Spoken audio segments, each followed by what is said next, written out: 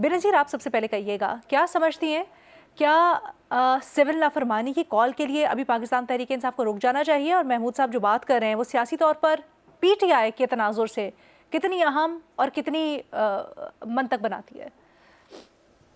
अलीना, पहले तो अच्छी बात है कि इस वक्त पीटीआई मशवरा कर रही है, बातचीत कर रही है दूसरी सियासी ऑपोजिशन की सियासी जमातों से और जो लीडर्स हैं, सियासतदान हैं, उनसे। क्योंकि ये जो ऑपोजिशन के लीडर हैं, महमूद खान अचकज़ई साहब हो गए, मौलाना फजल रहमान साहब हो गए, ये बड़े सीजन्ड सियासतदान हैं, इनका बहुत ज़्यादा तजर्बा है, इनको सियासत करना आता है, इनको बातचीत करना आता है, तो बहुत ज़रूरी है कि इनको साथ लेके चले पीटीआई। जहाँ तक ये बात है, जो तजवीज़ है, मेरे ख्याल से ये दुरुस्त है कि आप इस वक्त हुकूमत के साथ अगर बैठें तो किसी प्री कंडीशन के बगैर बैठें ताकि बातचीत आगे बढ़ सके। ये जो एक प्री कंडीशन है कि बस कल नहीं तो परसों हम सिविल नाफरमानी की तहरीक शुरू कर देंगे, इसके बगैर फिर बातचीत शुरू करें, फिर आगे जाके देखें कि बातचीत जो है वो कहाँ पहुंचती है। लेकिन मेरे ख्याल से लीना, जो सबसे बड़ा प्रॉब्लम है इस वक्त पीटीआई का, वो ये है कि उनकी जो सियासत है वो पूरी की पूरी सियासत है मैं और सिर्फ मैं से शुरू होती है, मैं पे ख़त्म हो जाती है।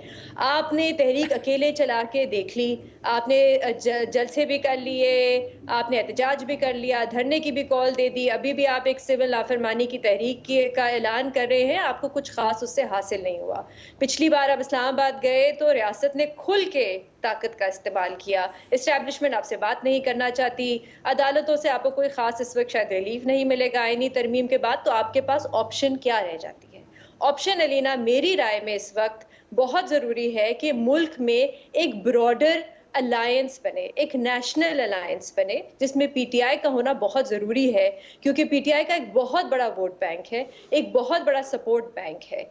तो ये जो एक नेशनल तहरीक है जिसकी मैं बात कर रही हूँ, इसमें सिर्फ पीटीआई और ऑपोजिशन की सियासी जमातें नहीं, इसमें और तहरीकों को भी शामिल करना जरूरी है। जैसे आपके बलूचिस्तान में कुछ तहरीकें हैं जिनकी बहुत ज्यादा सपोर्ट है, खैबर पख्तूनख्वा में है, जिनका पता नहीं नाम लिया जा सकता है नहीं लिया जा सकता, ह्यूमन राइट्स की तंजीमें हैं, सिविल सोसाइटी है। अगर आप एक नेशनल मोमेंटम बनाना चाहते हैं, अगर आप चाहते हैं कि हुकूमत पे प्रेशर पड़े, तो इन सब को शामिल करने की जरूरत है, और एजेंडा सिर्फ पीटीआई नहीं हो सकता।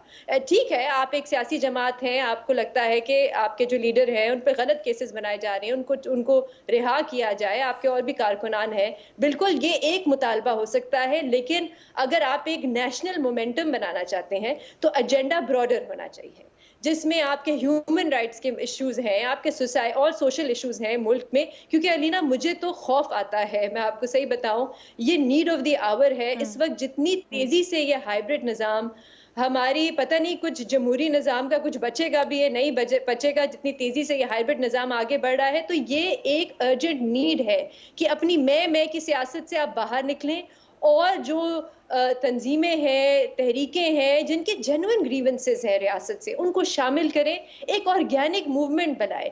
इससे रियासत पे प्रेशर पड़ेगा, ताकि ये जो एक हमारे जो जमहूरी निज़ाम को कमज़ोर से कमज़ोर किया जा रहा है, जिस किस्म की कानून साजी की जा रही है, और जिस तरीके से बुनियादी हकूक लोगों से उनके कम किए जा रहे हैं, इसको रोका जा सके। तो ऑपोजिशन की सियासी जमात के तौर पे ये सबसे अहम है। और ये मैं कोई आइडियलिस्टिक बात नहीं कर रही, इस किस्म की ब्लूप्रिंट मौजूद है हमारे मुल्क में, इस किस्म की बहुत सी तहरीकें माजी में चल चुकी हैं। हमारे मुल्क में तो चार्टर ऑफ डेमोक्रेसी का भी एक ब्लूप्रिंट मौजूद है, जिसमें दो बड़ी सियासी जमातें बैठी और उन्होंने एक फ्रेमवर्क तय किया। तो ये बहुत जरूरी है। लेकिन यहाँ पे प्रॉब्लम ये है कि ये वो तहरीकें हैं और ऑपोजिशन की जमातें हैं जिन पे माजी में पीटीआई तरह तरह के इल्जाम लगाती रही है, गद्दार भी कहती रही है, इनको बाहर से पैसे लेती हैं, ये ह्यूमन राइट्स की तंजीमें जो है, तो उनके लिए जरा बैठना शायद इनके साथ मुश्किल है। लेकिन इसी को सियासत कहते हैं कि आप अपने जो इख्तलाफात हैं उनको एक तरफ रखें और ग्रेटर गुड के लिए और मुल्क के लिए और मुल्क की जमहूरी निज़ाम के लिए और इस सिस्टम को बचाने के लिए काम करें।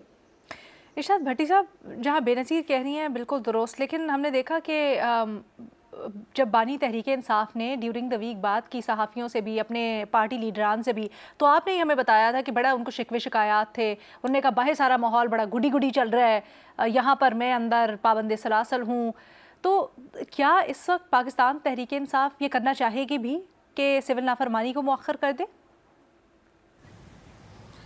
میڈم شیخ، سوال پہ آنے سے پہلے آپ کے صرف 30-40 سیکنڈ لوں گا. علی امین گنڈا پور صاحب سے درخواست کرنی ہے، شہباز شریف صاحب سے درخواست کرنی ہے کہ پارا چنار پچھلے 66 دنوں سے جیل کی صورت ہے. وہاں چاروں طرف سے محصور ہے پارا چنار، لاکھوں کی آبادی ہے. ہوا اور پانی کے علاوہ ان لاکھوں لوگوں کے پاس کچھ بھی نہیں ہے. شدید سردی ہے، خوراک کی کمی ہے، ادویات کی کمی ہے شدید. بہت آبادی ایسی ہے جو بیمار پڑی ہوئی ہے، بچے، بوڑھے، خواتین، دوائیاں تک نہیں. ایک مرتبہ یہ کے پی حکومت نے ہیلی کاپٹر سے دوائیاں پہنچائیں، لیکن لاکھوں کی آبادی کو کیسے اتنی ایک ہیلی کاپٹر سے بھیجی گئی دوائیاں پوری ہو سکتی ہیں؟ نہ کوئی باہر جا سکتا ہے پارا چنار سے کیونکہ جان جانے کا خطرہ ہے، نہ کوئی اندر آ سکتا ہے کیونکہ قتل کر دیا جاتا ہے. بیمار بچے، بوڑھے، خواتین گھروں میں محصور ہیں. باہر نکلیں تو جان سے جانے کا خطرہ، اندر آئیں گھروں میں رہیں تو سسک سسک کے مریں. خدا کے لیے وقت تھوڑا سا اس کو اس طرف بھی توجہ دیں. یہ بھی پاکستان کا حصہ ہے اور ان لاکھوں لوگوں پر رحم کریں علی امین گنڈا پور صاحب اور شہباز شریف صاحب. اب آتے ہیں میڈم شیخ واپس اپنے سوال پہ. محمود خان اچکزئی صاحب کی بات بالکل ٹھیک ہے کہ حکمت عملی کے بنا ہر بار چڑھ دوڑنا، اور آپ اگر عمران خان کو رہا کروانا چاہتے ہیں تو اس کے لیے بھی کوئی آپ کے پاس حکمت عملی نہیں ہے. اور آپ سولو فلائٹ سے، میں بے نظیر صاحبہ کی ساری باتوں کے سے ایگری کرتے ہوئے کہ سولو فلائٹ سے کچھ نہیں ہوگا. اور یہ بھی سچ ہے کہ پی ٹی آئی کے فیصلوں میں ابہام ہے، اور میں وہ بتا چکا ہوں کئی بار کہ کیوں ابہام ہے. اور آپ نے ابھی جو کہا کہ جب ہم لاسٹ اس ٹاپک پہ بات کر رہے تھے تو اس کے بعد اسی رات کو عمران خان صاحب کا بیان آیا. عمران خان صاحب نے کہا کہ مجھے اخباروں سے پتہ چلا ہے کہ سب اچھا ہے، ایسا لگ رہا ہے کہ جیسے سب اچھا ہے، سب خوشی خوشی رہ رہے ہیں، سب گڈی گڈی ہے. بھائی ثانیہ ڈی چوک ہو چکا ہے، کتنے جان سے گئے، کتنے زخمی ہوئے، کتنے لاپتہ ہیں، سب کی فہرستیں بنائیں، سوشل میڈیا پر ڈالیں، ان کے لیے آواز اٹھائیں. لیکن عمران خان صاحب نے یہ نہیں کہا کہ مذاکرات نہ کریں. ان کے بعد گزشتہ روز علی ظفر صاحب ملے ہیں عمران خان صاحب سے، انہوں نے بھی بتایا آ کر کہ عمران خان صاحب کو اپنی پارٹی پر غصہ ہے، اور غصہ صرف اس بات پہ ہے کہ آپ مذاکرات کریں، ہمارے 2 مطالبے ہیں وہ سامنے رکھیں، لیکن بھیک نہ مانگیں. جس طرح حکومت تاثر دے رہی ہے کہ لیٹ گئے ہیں، پاؤں میں پڑ گئے ہیں، بدماشی نکل گئی ہے، پھوک نکل گئی ہے، یہ تاثر نہ دیں. برابری کی سطح پر مذاکرات کریں. اور مذاکرات کے لیے عمران خان صاحب نے پھر ایک مرتبہ اپنی کمیٹی کو کہا ہے کہ وہ با اختیار ہیں، لیکن برابری کی سطح پر. اب میڈم شیخ کئی بار کہہ چکے ہیں اور بار بار کہہ رہے ہیں کہ بات چیت ہی واحد حل ہے، مذاکرات ہی واحد حل ہے. بات چیت اور مذاکرات سے ہی مسئلے کا حل نکلنا ہے. نہ ایک دوسرے کو فتح کیا جا سکتا ہے.